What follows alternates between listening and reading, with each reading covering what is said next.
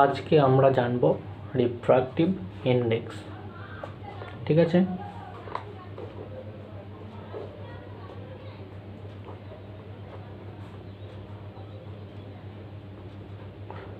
তো refractive index জিনিসটা কি, অর্থাৎ বাংলায় এটাকে বলছে প্রতিসরাঙ্ক।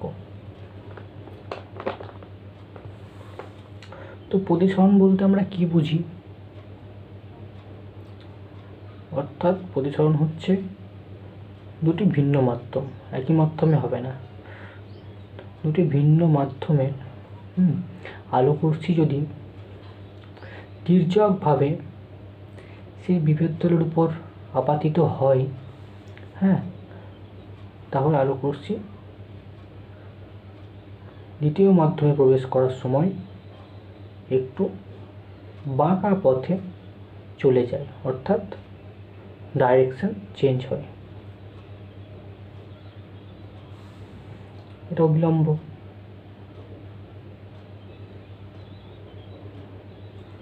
তো ডাইরেকশন কোথায় ছিল? সোজা। তো সে বেঁকে গেছে, এইটুকু পরিমাণ সে বেঁকে গেছে। তো এটা হচ্ছে প্রতিসরণ। আর প্রতিসরাঙ্ক কোনটা হচ্ছে?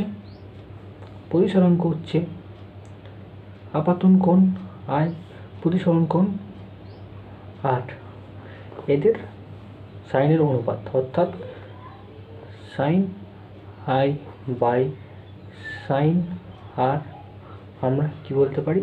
মিউ বলতে পারি। এটা প্রথম মাধ্যম হয়, এটা সেকেন্ড মাধ্যম হয়, তো আমরা সেটাকে 1 মিউ 2 বলতে পারি। অর্থাৎ সেকেন্ড মাধ্যমের প্রতিসরাঙ্ক প্রথম মাধ্যমের সাপেক্ষে। তো এটা একটা সূত্র গেল। আর এটা তো লাইট আসছে, তো লাইটের বেগ আমরা কি জানি? c সমান 3 × 10⁸ মিটার পার সেকেন্ড, যেটা শূন্য মাধ্যমে বা বায়ু মাধ্যমে। আর এই মাধ্যমেও বেগটা থাকে, বাট এটা একটু কম হয়। শূন্য মাধ্যম সব থেকে বেগটা বেশি, আর অপর কোনো মাধ্যম, যে কোনো মাধ্যম, সেটাতে আলোর বেগটা একটু কম হয়ে যায়। সে কম হয়ে যাওয়ার জন্যে কি হয়? আলোকরশ্মিটা বেন্ড হয়ে যায়। তো আর একটা সূত্র কি আছে? 1 মিউ 2 সমান কি লিখতে পারি? শূন্য মাধ্যম যদি ধরি প্রথম মাধ্যমটাকে, তাহলে সেটা হয় c/v। আর যদি ভিটা আমরা ধরি, যে মাধ্যমের প্রতিসরাঙ্ক বার করছি সেই মাধ্যমের কি হচ্ছে আলোর বেগ যদি হয়, তাহলে সেটা লিখতে পারি।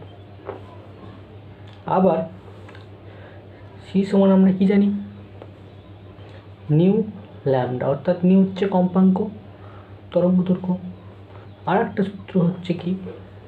1 মিউ 2 সমান আমরা করতে পারি প্রথম মাধ্যমে আলোর তরঙ্গ দৈর্ঘ্য, আমি ল্যামডা 1 ধরলাম, সেকেন্ড মাধ্যমে ল্যামডা 2 ধরতে পারি। এই তিনটি সূত্র। আর পরম প্রতিসরাঙ্ক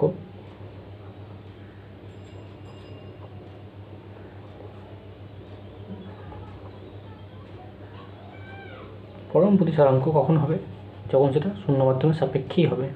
ঠিক আছে, তো এটাকে আমরা পরম প্রতিসরাঙ্ক বলতে পারি। আর এটা যদি শূন্য মাধ্যম সাপেক্ষে হয় তাহলে পরম প্রতিসরাঙ্ক বলবো, আর যে কোনো মাধ্যম সাপেক্ষে হলে আপেক্ষিক।